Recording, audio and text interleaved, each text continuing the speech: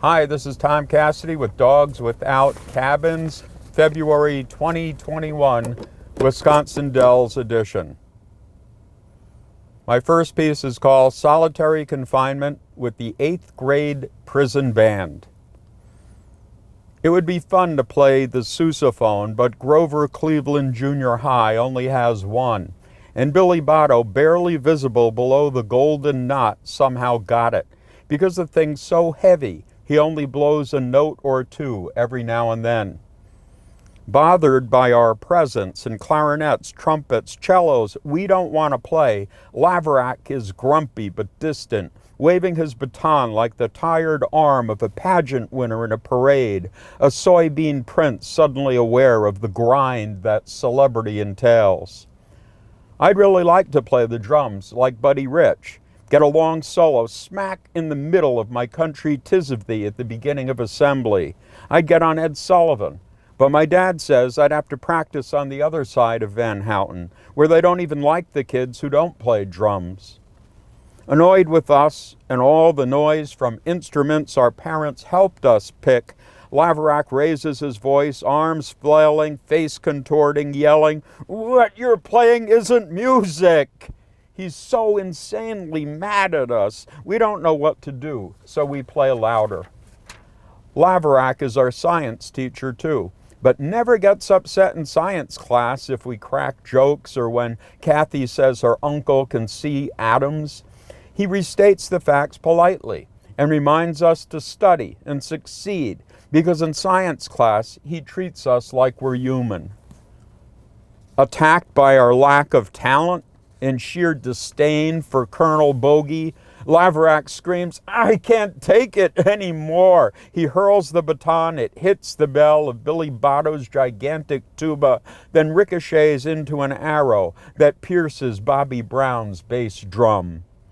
He settles down a bit and points at us with a finger instead of the baton, and he says, "Even if you become maybe a great painter, a poet, or a singer and musician both, you might not make money from that, and you'll get stuck with a crappy job where all the music is awful and you're the only one who cares."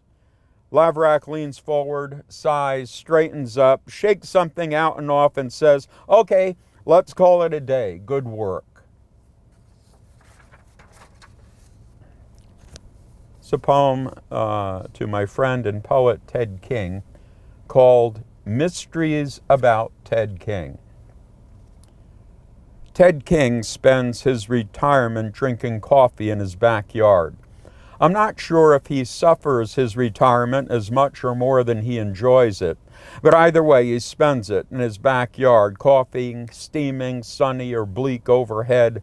A flock of informal, profiled as sculptural items rest here and way over there among shrubs, plants, retired garden things that could also be artworks for those who have the time. I don't recall if Ted sips his coffee more or less often than he gulps it. And I notice things like that before I notice new haircuts. But either way, he drinks it in his backyard and has mentioned his barber several times. In fact, there's a video of Ted reading a poem there, mirrors, aquavelva, and controlled swivel. One mirror reflects people on the sidewalk with poems in their heads that can't escape. And though I picture Ted drinking coffee in his backyard as an active inactivity, I don't know if he experiences his backyard where he suffers or enjoys his retirement is specifically where he sits and where it really is, or if he experiences it as a classic collective background full of friendly monuments, semi-retired dogs, a whipped topping of bird baths, weeds, and visitors' thoughts about mosquitoes. Oh, clearly the writing of an aging poet. Ah, my first retirement reading.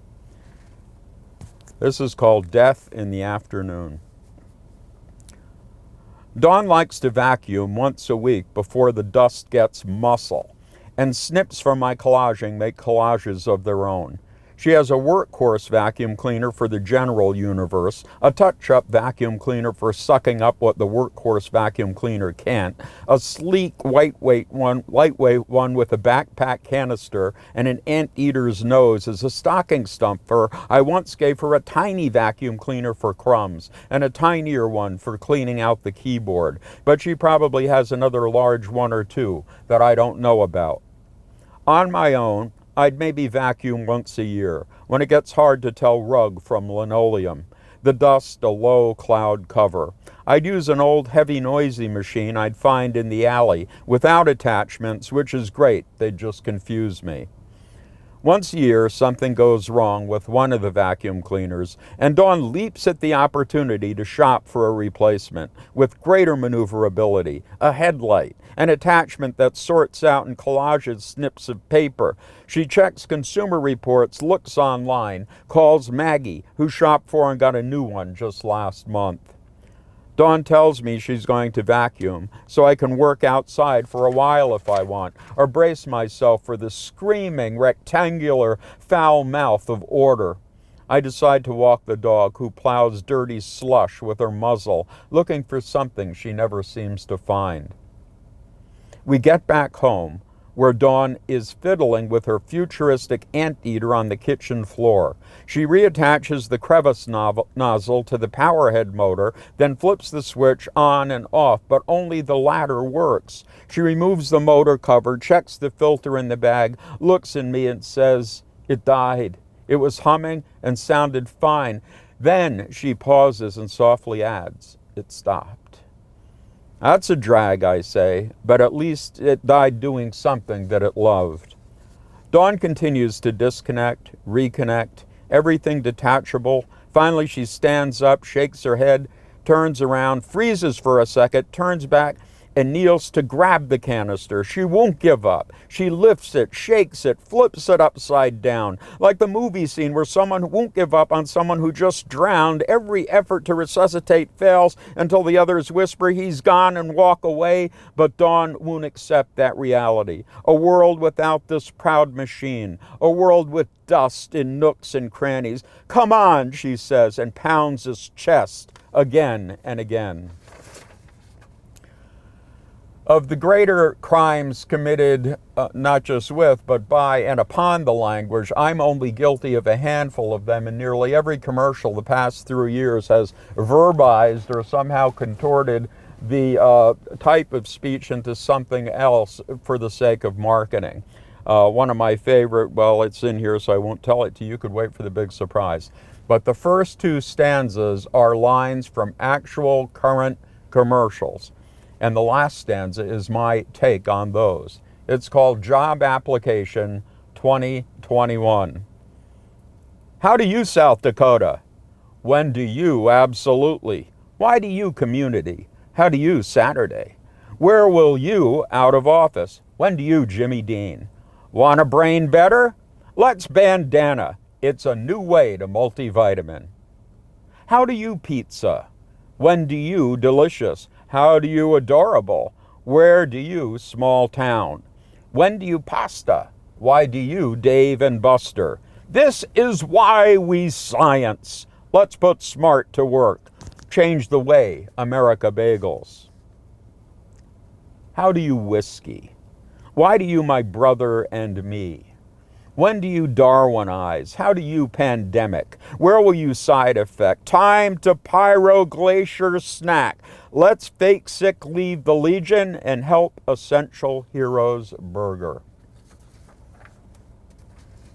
Burger's a bad last word in a poem, because I think that poem's really chugging along until I say burger. It's just like slapping the patty down. And I believe I will read just one more. That's it. Yeah, just one more. And this is, of all of them, and I love all my children, this is the best poem of the group. So that means not as entertaining, not as obvious, not as many goofy, obvious, poetic devices gone awry because I was tinkering with them. This instead is a good poem. And it's called Pushing the Horse.